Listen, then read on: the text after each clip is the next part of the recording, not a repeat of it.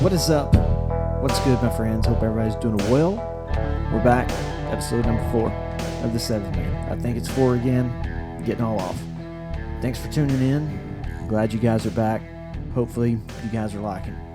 I'm just going to start with this real quick. I'm not happy about it at all. It kind of ruined my weekend. A&M won. Longhorns lost. Very disappointing. I'm sad about it, but, it's just move on. Just got to keep moving. But how about this thing we call 6-Man? What a week. It's a good week, wasn't it? I enjoyed it. It just seems like it never disappoints at all. Just keeps getting better. Keeps rolling. So let's go. Let's get straight into it. Week 7 recap. I'm not going to, well, never mind. I'm going to say that because I'll probably ramble on about everything.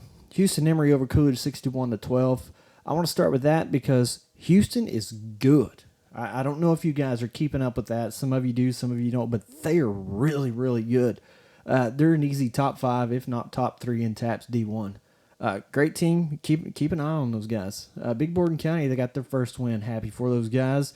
Over Newcastle, 83-52. If you're going to win, that's the way to do it. Put up that big number. Loop over Rule. I was happy about this game. I liked it. 61-34, Loop won. It started out to be kind of tight, good game, and then Loop, they just kind of took off after halftime. And my boy, Castillo from Loop, he went off. 409 yards with 4 touchdowns and 10 tackles on defense. Great game by that kid. He actually was awarded Texas 1A Fan Player of the Game. I like that thing that they do. That's pretty cool, and they do it for one person off each team. I like that. That's a great idea. Good job by them.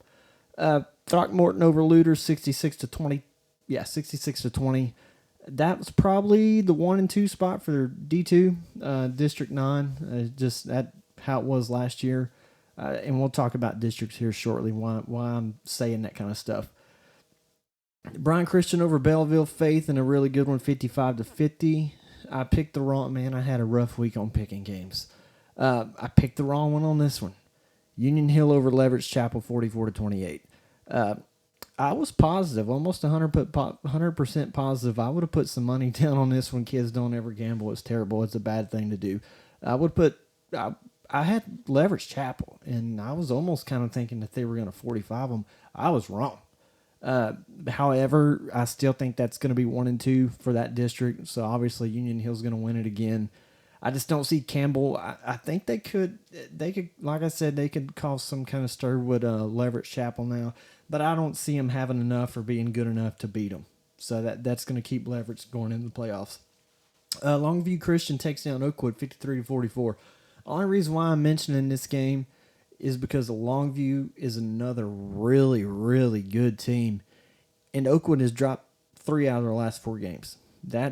Should we sound the alarm on that one? I started having them picked to win their district, but I'm kind of scared to say that now.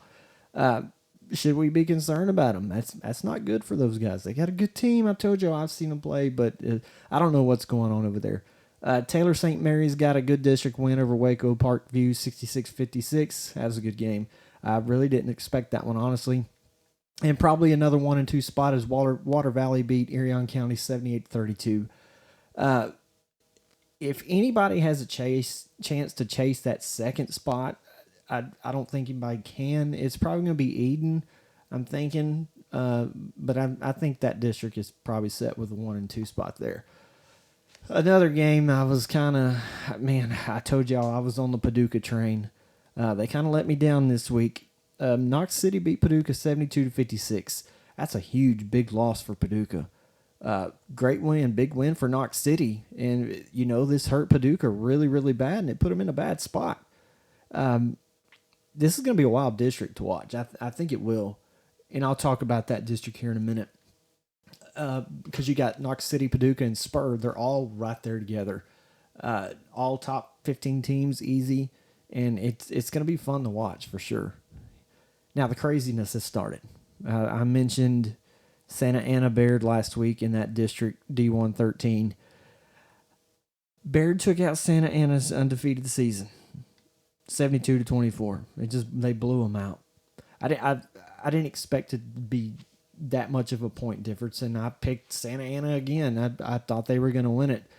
So this district's complicated, and it can go in so many ways. There's so many factors with this person winning, this person losing. It's crazy, and it's mainly going to be for the second spot because nobody's going to be. I'm just going to tell you, nobody's going to beat May unless something horrendous happens. I don't see that happening. So you really can't call Santa Ana out yet. There's still a lot of games to be won and lost. Motley County still doing their Motley County thing over Guthrie, 90-12. I'm really ready to see the Motley County Jayton game. That's going to be a good one. I'm hoping Motley put in their JV or second teamers or third teamers because that's a big score. Hopefully, I mean that's just to avoid injury. I talked to a guy about it, and that's you don't want to get anybody hurt, and you just want to keep. Well, never mind. I'm not going to say that. Andover with Harrell 56-51. That's the kind of district matchup I like to see. That's a good game. That's probably the 1 and 2 spot as well. I'm not seeing Amherst making a difference for that district. So I think that one is pretty much set as well. Then the game I was really, really ready for, Bonham and Milford. Okay, I picked Bonham to win. That's another one. I think I was 0-3 on my picks for last week. I picked Bonham, of course. I was wrong. And, I'm almost at the point where I'm just going to stop. And you better hope I don't pick your team, because if I pick your team, you're probably going to lose now, the way it's going. So I hope I don't jinx you. But Milford won it in fourth quarter with seconds left, 78-71. Really good game. I think that's going to keep Milford in the playoff hunt, but it's really going to depend on Blum and Avalon. And Avalon's kind of being a little sneaky right now. I'm liking the way they're looking. So if Bonham loses against Avalon this week, I think they play them this week. I may be wrong. I can't really remember. If they lose to Avalon, we can pretty much count Bonham out, unfortunately. I'd like to see them get into it, and I like to stay with it, but I just don't think they're going to be able to do it if Avalon beats them. Again, this is another district kind of like 13D1 that can go in so many different ways. I think it's going to come down to the end to be the deciding factor of it. Let me go up. Guys, again, my notes are over here, so I'm going to be looking back and forth.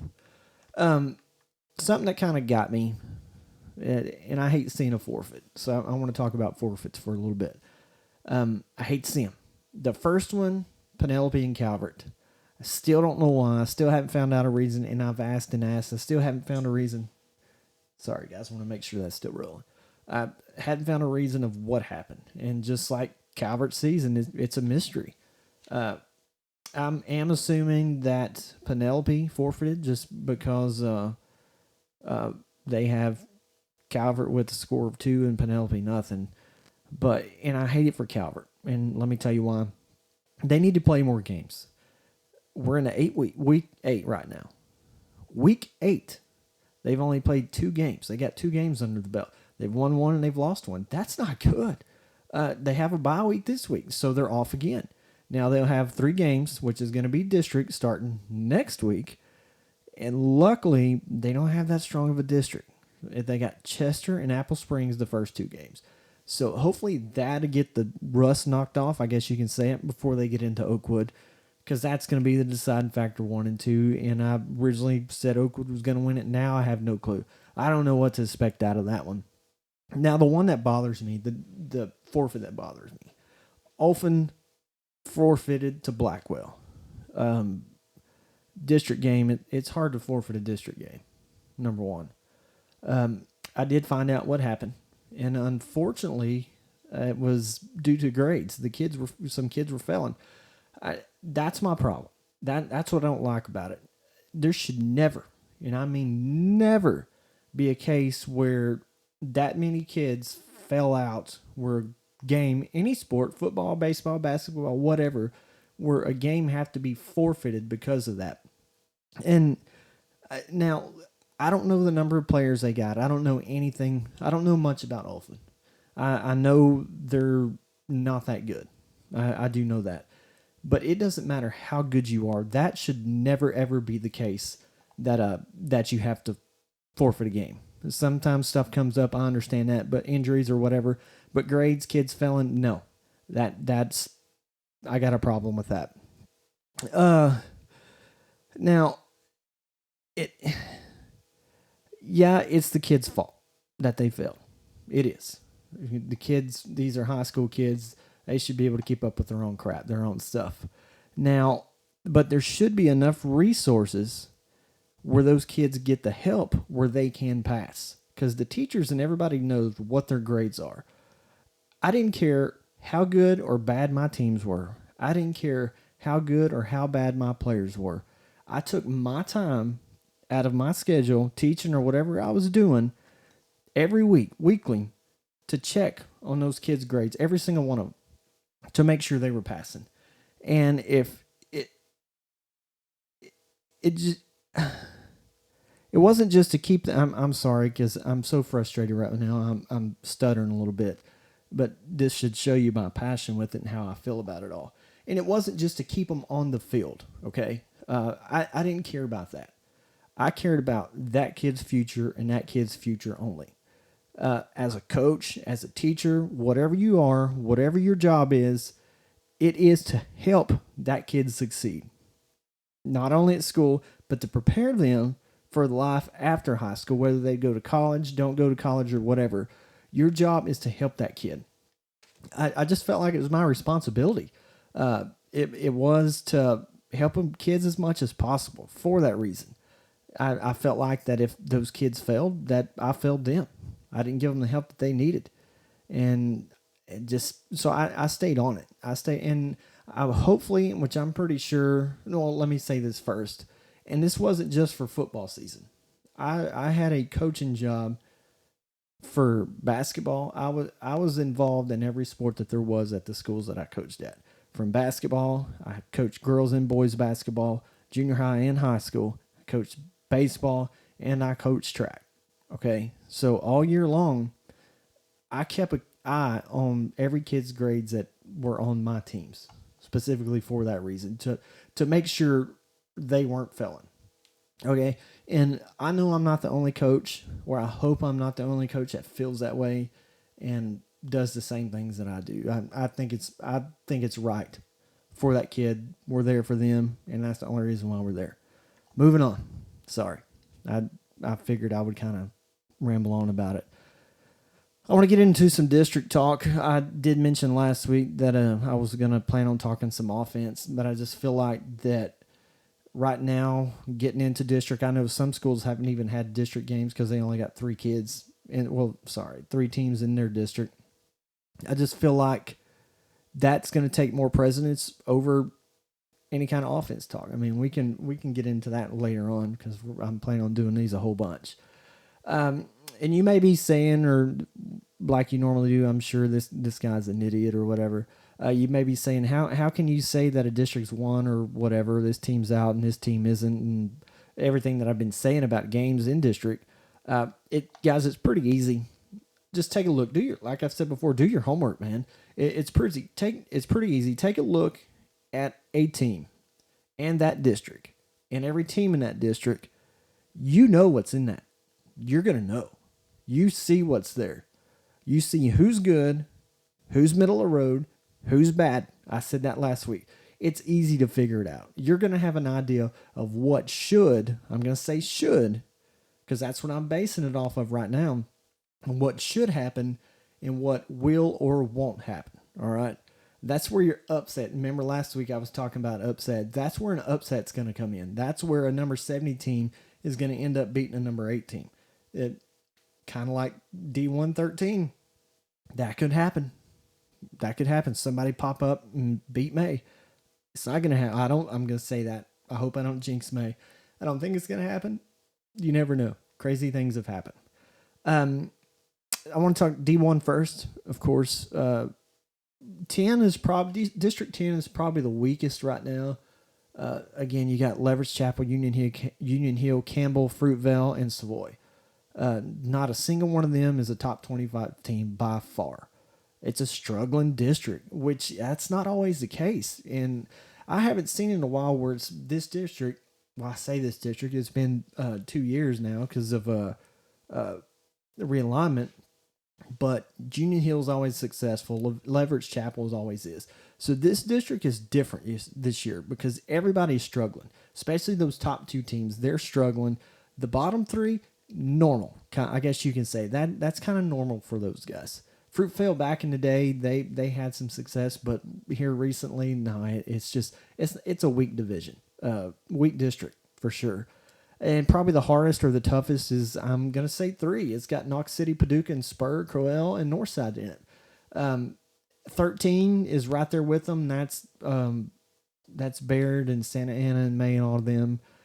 But I say three is harder because those three teams, Paducah, Knox City, and Spur, I think they can beat anybody except for probably May in 13. So that's why I'm going to say they're a little bit tougher. Now, granted, yeah, Gorman in 13 is right there, and they have the possibility. So there's one extra team there that can do some damage in 13, but I still think those other three teams are better than any of the ones other than May in 13. I'm probably going to catch heat over that one, but that's my opinion. It is what it is. Then you got districts like 12 and 14. 12's got Abbott in it. You know what Abbott's going to do. They're going to run away with it. Then it's just a toss-up for the second spot. You don't know. Then Water Valley in 14, the same way. It's going to be, Water Valley's going to run away with it. And it's going to be a toss-up between Irion and Eden for the second spot. I really don't know which way that's going to go. And that's why I kind of like those districts, but I kind of don't, because I like to have an idea for sure. But those, 14, I just don't know. All right, going into D2 now. D2. There's really only maybe 4, I guess you can say, districts that are actually be a fight to win it. And what I mean is a couple teams that is going to come down to probably the final game. That's just going to be, you don't know. Most of those districts, you got one team in each one that's just really, really good. And there's a couple middle of the road teams and a couple teams down at the bottom. Now, granted, there is some that are completely weaker, that all of them are really lower seeded teams or really middle of the mediocre teams. But altogether, and I hate saying this, all together, I think D2, and I'm probably going to catch flack and heat over this one, I think D2 districts are weaker than D1.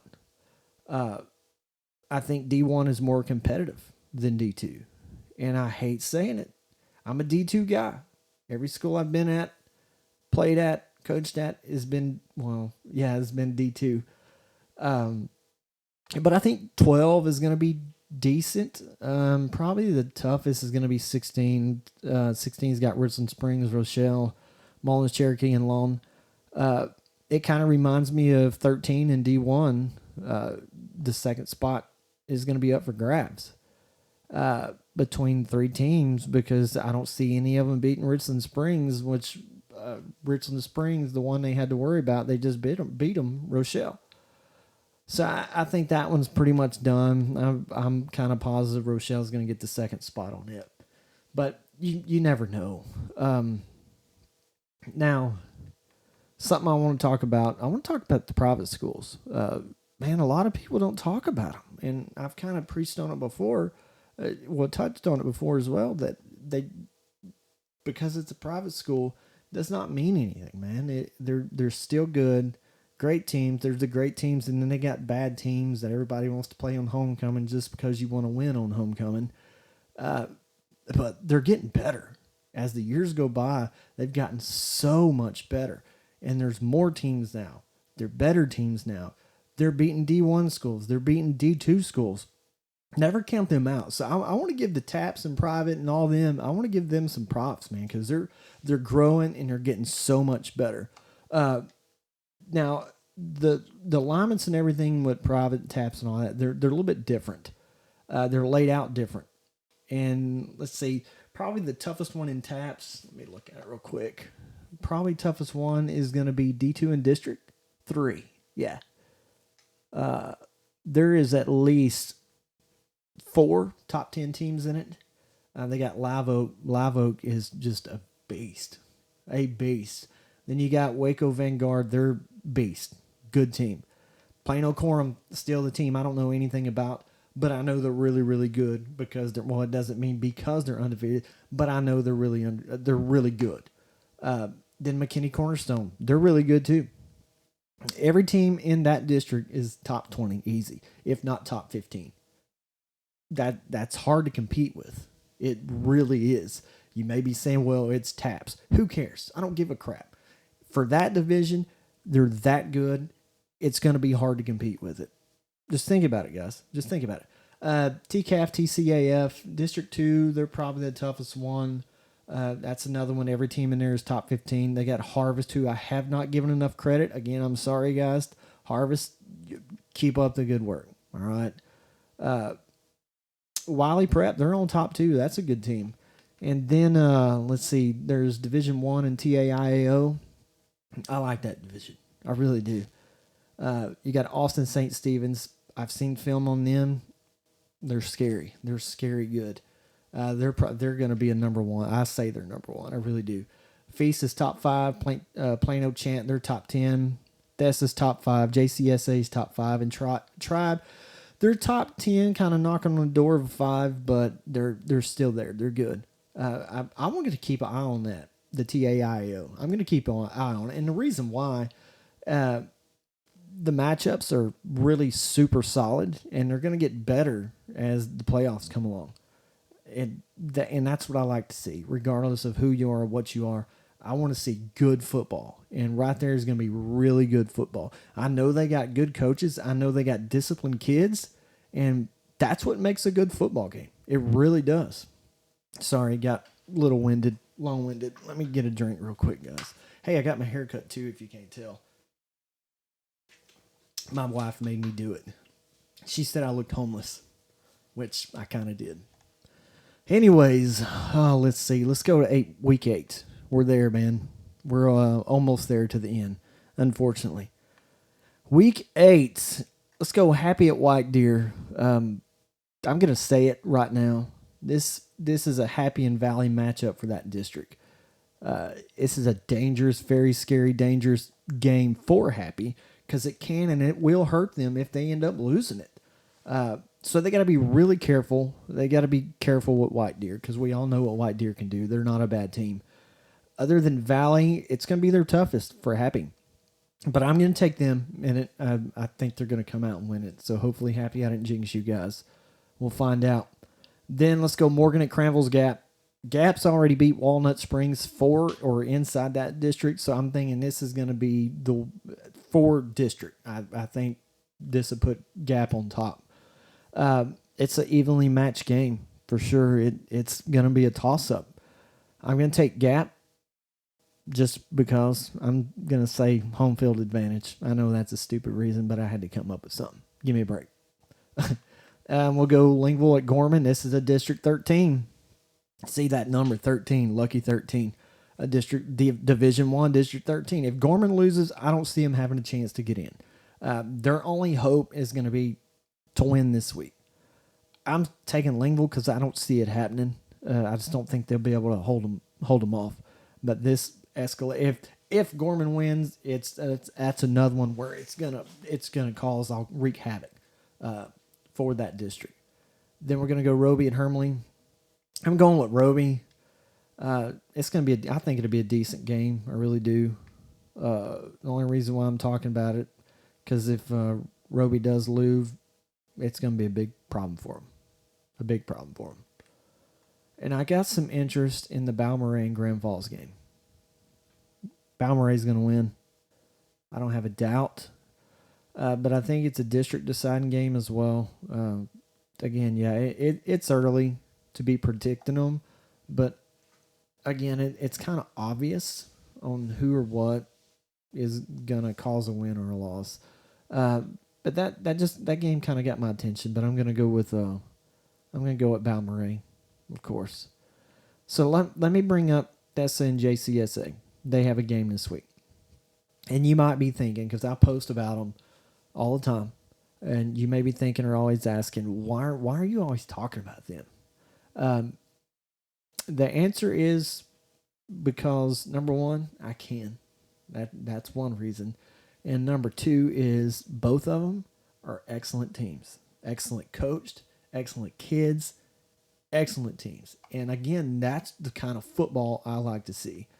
If you want to talk about a big game for this week, that's it. That's a big game. And the reason why I say it, well, actually, this is probably the biggest game of the week for UIL and privates. My opinion, I think it is. Pay close attention to this one, and the reason why it's so big, this is playoffs, man. This is a playoff spot. This is for a bye week, and so this is a huge game. And honestly, this is probably the first time I've ever not been able to give my opinion, which I know some of you may think they don't matter. Your opinion don't matter. My opinion or my decision or my pick for a game. I honestly don't have a clue of who is going to win this game. And I want to say, hey, it's this. Hey, it's JCSA. But I'm not. I can't say because I really don't know. I don't know what it's going to turn out to. Guys, I don't have a clue. Yeah, there are other big games this week that I didn't mention, which that's going to be like that. But like this every week. Trust me, I know. I see them. I just feel like if y'all hear something knocking, wind's blowing really hard, and we got something on our house, I'm just banging off of it. I just feel like these have a bit more of a significance to what might make it to it's gonna affect the playoff a little bit more if some of these games go in a bad way. It's a big week for some teams already. You guys know who you are. And what I mean by that is this is a do or die week. This is if you do not win this game, it's a must win for some of you guys. I didn't bring them up. I don't want to mention it. But you got to win to stay alive. If you don't, it's over with. You'll be watching football from your computer through November and December. Hey, totally off subject. And I've started thinking about this morning for some reason. I don't know what made me think about it. What has happened to Panther Creek? Where did they go wrong? What has went on there? Used to, you could mention anything about 6-man football, and Panther Creek was for sure going to come up into the conversation. What has happened? I would like to know. It's like they took a nosedive and they just hadn't swam up yet. I feel bad for those guys. I want to see Panther Creek back in state again, because I know they used to tear it up. Guys, I'm going to say it every week. You guys are awesome. I can't say thanks enough for everything that's been going on. Thanks for the support, the interaction I get from y'all. It's been amazing. Keep sending me stuff. Send me the video clips because I'm going to post it, I promise. Send it to me. Send me the pictures. Send me your stats. I'm going to talk about them. Send me any kind of info you want. Questions, comments, literally anything. I'm going to respond to you guys. Most of you already know. The people that have sent me stuff, I talk to you guys. We just talk. And I'll keep doing it. As long as you want to talk, I'll talk to you guys. It's good. I like it. I enjoy it. Message for you players. I know you guys are tired. I know you're probably hurting. It's something I always told my kids, my players, the first day of pads, when we strapped up and was ready to go, getting ready to start hitting drills. I always told them, this is the best you're going to feel until football season is over. From here out, you're going to hurt in some way. So enjoy it now because it's fixing to get miserable. Dig in, man. Keep pushing. Keep pushing. The hard work you've been doing from August until now, until into the playoffs, to December, to the state championship, it's going to pay off. Just dig in and go. Dig those heels in. Every day. Every day. Focus on one game at a time. Remember that. Coaches, I ain't got to tell you this. Y'all know. Regardless of situation, stay positive. The kids feed off of it. They're going to see it. Keep motivating them. Give them confidence. You know that. I ain't got to tell you that. One message I do want to say. Parents, friends, family. Do everybody a favor. Stop coaching from the sideline. Please. Stop coaching from the sideline. it does your kids no good, because more than likely you're telling them one thing, and that coach that is getting paid to teach those kids is telling them something different. Please don't do it, okay? But be at the games. Be loud. Home or away, be loud. The kids hear it. The coaches hear it. They feed off of it. It'll give them some momentum if you get them going. Support them. Support them, please. Okay? Thank you guys again for all the support. I love it. I appreciate it. I couldn't ask for any better. Stay safe out there. Take care of each other. See y'all next week.